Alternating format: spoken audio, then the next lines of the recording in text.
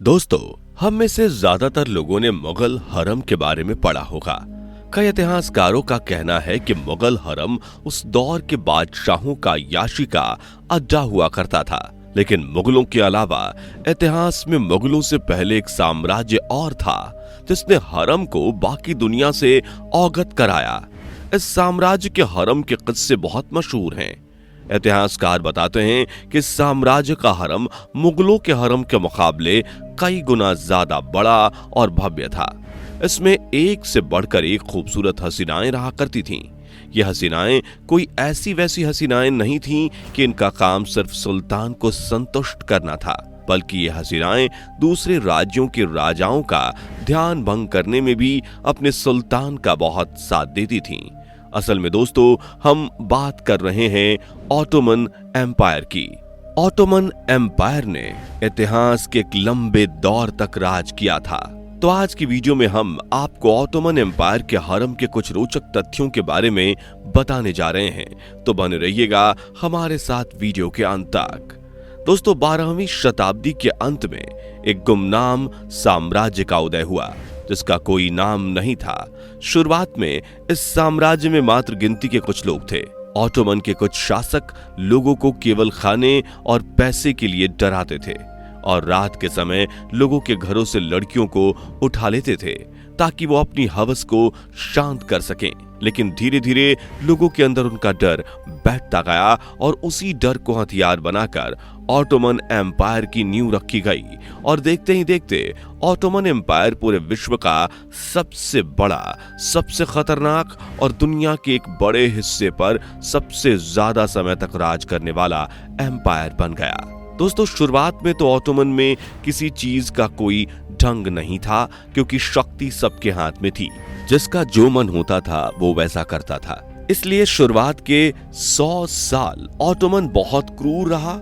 उस समय राज्य के नाम पर एक टूटा फूटा महल होता था और हरम के नाम पर राज्य का एक बड़ा सा कमरा था जिसमें लड़कियां जानवरों की तरह लाई जाती थीं। उस समय का नियम यह था कि अगर कोई लड़की गर्भवती हो जाती थी तो उसे मार दिया जाता था, या हरम की कोई लड़की बीमार हो जाती थी तो उसे भी मार दिया जाता था। और अगर हरम की लड़की किसी भी सुल्तान को सोने के लिए मना करती थी तो उसे भी मार दिया जाता था। इन्हीं सब के कारण आए दिन हरम में नई लड़कियां आया करती थीं। इनमें से अधिकतर लड़कियां मुस्लिम और यहूदी होती थीं। लेकिन ऑटोमन में तब बदलाव आया जब ऑटोमन की बागडोर सुल्तान सुलेमान प्रथम के हाथों में आई। सुलेमान ने सबसे लंबे समय तक राज किया। वो 1520 में राजगद्दी पर बैठा और साल 1566 तक राजकाज संभालता रहा। दोस्तों, भले ही सुलेमान को अपनी अय्याशी के लिए जाना जाता हो, लेकिन सुलेमान ने शासन में आते ही पूरे हरम को बदल दिया। उसने हरम के लिए एक अलग महल बनवाया और उस हरम में एक से बढ़कर एक खूबसूरत हसीनाओं को मंत्री बनाकर हरम की बागडोर उनके हाथ में सौंपी। अब हरम की लड़कियों के बीमार होने पर उन्हें मारा नहीं जाता था, बल्कि हकीमों द्वारा उनका इलाज किया जाता था। और अब किसी भी लड़की के प्रेग्नेंट होने पर भी पाबंदी लगा दी गई थी। ये वो दौर था जब कंडोम और दूसरी गर्भ निरोधक गोलियों का आविष्कार नहीं हुआ था। ऐसे में दासियों को प्रेगनेंसी से बचने के लिए कई काम करने होते थे। कई तरीके तो बेहद खतरनाक भी होते थे।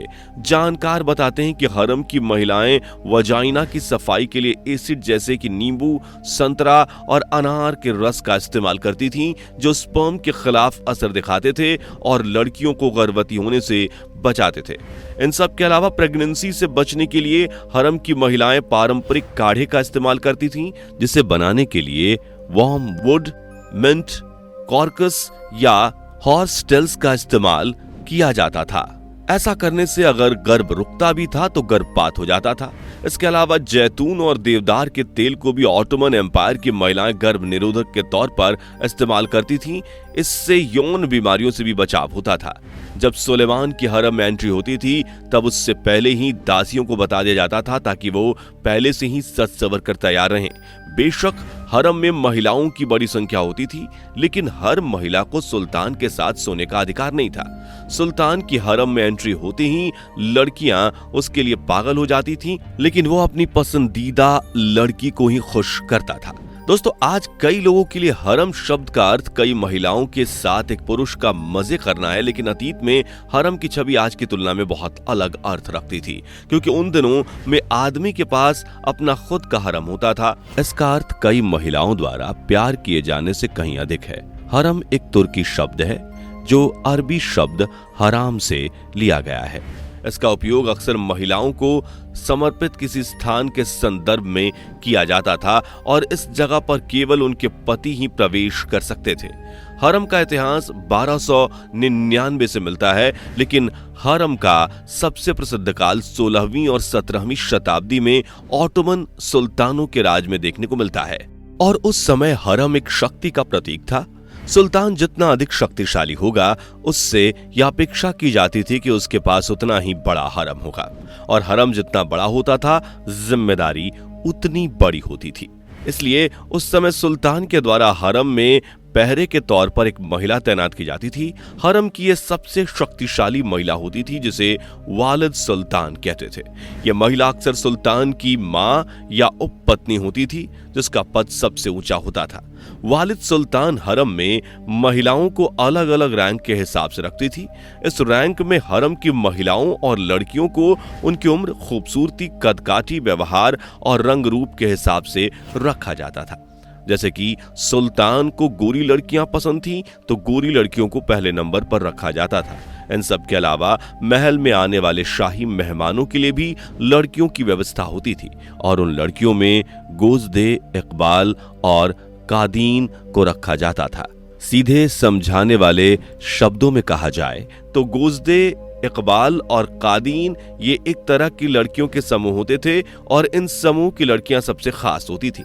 इन लड़कियों को सबसे ज्यादा खुशी मिलती थी, क्योंकि इन्हीं 3 तरह के समूह की लड़कियों को शारीरिक सुख सबसे ज्यादा मिलता था, लेकिन खतरा भी इन्हें ही ज्यादा रहता था, क्योंकि कभी कभी महल में आने वाले मेहमान इन लड़कियों के साथ जानवरों जैसा व्यवहार करते थे। दोस्तों, वैसे तो हरम की लड़कियों को आजादी होती थी, लेकिन वालिद सुल्तान की अनुमति के बिना कोई भी महिला हरम परिसर से बाहर नहीं जा सकती थी। दोस्तों, कभी कभी सुल्तान को इतना जोश चढ़ता था कि वो जोश में होश खो देता था, जिसकी वजह से हरम की लड़कियां गर्भवती हो जाती थीं। लेकिन वालिद सुल्तान का यही काम था, उसकी नजर बाज से भी तेज रहती थी। अगर हरम की कोई भी लड़की गर्भवती होती थी तो वो तुरंत उसका गर्भपात करवा देती थी, क्योंकि उसे पता था कि अगर हरम की किसी भी लड़की या औरत ने सुल्तान के लिए बच्चे को जन्म दे दिया तो आगे चलकर उसकी नजर राजगद्दी पर ही होगी और वो अपना अधिकार मांगेगी, जिससे असली रानी के बच्चों को दिक्कत होगी। इसलिए बाद में मुसीबत बढ़ने से अच्छा है कि पहली ही मुसीबत को खत्म कर दो। लेकिन हरम की महिलाएं भी बहुत चालाक होती थीं। जब सुल्तान शराब पीकर आता था तो वो अपने ऐसे ऐसे रूप दिखाती थी कि सुल्तान की आंखों में उनकी एक तस्वीर छप जाती थी, और कभी कभी ये महिलाएं रानियों की तुलना में सुल्तान का विश्वास जीत लेती थीं। कभी कभी सुल्तान इन सब से इतना प्रभावित हो जाता था कि वो इन लड़कियों और महिलाओं को अलग से इमारत और निजी नौकर दे देता था। दोस्तों, ऑटोमन काल में हरम की लड़कियों का काम केवल शारीरिक सुख देना नहीं होता था, बल्कि उनसे और कई तरह के काम कराए जाते थे। जैसे कि खूबसूरत लड़कियों को चुनकर उनकी अलग टुकड़ी बनाई जाती थी और उन्हें खुफिया बनाकर दूसरे राज्य की सीमाओं में दाखिल करा दिया जाता था।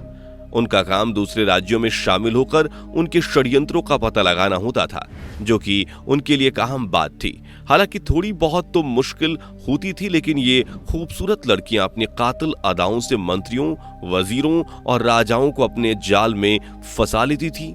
ऑटोमन ने अपनी सीमाओं का विस्तार करने के लिए लड़कियों का बहुत सहारा लिया और उसमें उन्हें सफलता भी मिली। बता दें, ऑटोमन एम्पायर की सीमाएं इराक तक थीं, जबकि उनकी खुफिया मुखबिर या यूं कह लो खुफिया जासूस भारत तक थे। कहते हैं कि ऑटोमन की नजर भारत पर थी। सुलेमान के मरने के बाद ऑटोमन एम्पायर टूटने लगा था। आपसी लड़ाइयां इतनी बढ़ गई थीं कि खत्म होने का नाम ही नहीं ले रही थी। अगर ऑटोमन एम्पायर का सुल्तान सुलेमान ना मरता तो शायद भारत के कई हिस्से आज ऑटोमन के हिस्से होते। हालांकि ऐसा हो नहीं पाया। दोस्तों, जब जब बात हरम की आती है तो लोग सोचते हैं कि इस जगह पर सुल्तान को छोड़कर अन्य पुरुष नहीं होंगे, लेकिन वास्तव में हरम में जितना हम सोचते हैं उससे कहीं अधिक पुरुष होते थे। ये लोग किन्नर होते थे, लेकिन अंतर केवल इतना था कि ये लोग व्यापार या युद्ध के माध्यम से गुलाम बनाए जाते थे। इनके गुप्त अंग को काटकर इन्हें नामर्द बना दिया जाता था। इस प्रकार वो हरम की महिलाओं को लुभाने में असमर्थ रहते थे। ये हरम में एक तरह से सिपाही का काम करते थे। अगर सुल्तान हरम में सीधा मर्द सिपाही को रख देता तो वो हरम की पवित्रता को भंग कर देते और किसी न किसी महिला को अपना शिकार बना लेते। इसलिए ये माना जाता था कि हरम में रखे गए हिजड़े सुल्तान के प्रति वफादार रहेंगे और ये हरम की पवित्रता के लिए कोई भी खतरा नहीं होंगे। दोस्तों, हरम में सिर्फ यही डर नहीं था, हरम में औरतें भी कुछ कम नहीं थीं। वो भी अपनी जरूरतों को पूरा करने के लिए हमेशा मर्दों की तलाश में रहती थीं। ऐसी औरतों का फायदा सबसे ज्यादा हकीम और मौलवी उठाते थे। जब कोई महिला बीमार होती थी तो हकीम को हरम में बुलाया जाता था। इस दौरान हकीम की आंखों पर पट्टी बांध दी जाती थी, लेकिन जब हकीम महिला से उसके मर्ज के बारे में पूछता था और उसकी नब्ज को छूता था तो अक्सर महिलाएं उसके हाथ को अपनी छाती पर स्पर्श करा देती थीं और ऐसी स्थिति में हकीम चाहकर भी कुछ नहीं कर पाता था। ऑटोमन एम्पायर के कई इतिहासकारों ने कहा है कि ये महिलाएं बीमार नहीं होती थीं, बल्कि झूठ ही अपने आप को बीमार बताती थीं ताकि कोई मर्द आए और बहाने से उनको छुए। कई बार तो कुछ महिलाओं ने हकीमों के हाथों को चूमा भी और कुछ महिलाओं ने तो उनके हाथों पर प्यार से काटा भी। ऐसी स्थिति में हकीम वालिद सुल्तान के आगे कुछ भी नहीं कर सकता था। दोस्तों, इससे हमें यह पता चलता है कि ऑटोमन एम्पायर में सुल्तान हरम की सभी औरतों की शारीरिक इच्छाओं को पूरा करने में पूर्णतः असमर्थ था और इसी वजह से हरम की औरतें इस तरह के कदम उठाती थीं। दोस्तों, पहले तो हरम को कोई जानता भी नहीं था, क्योंकि ऑटोमन के शासकों का मानना था कि हरम को गुप्त ही रखना सही है।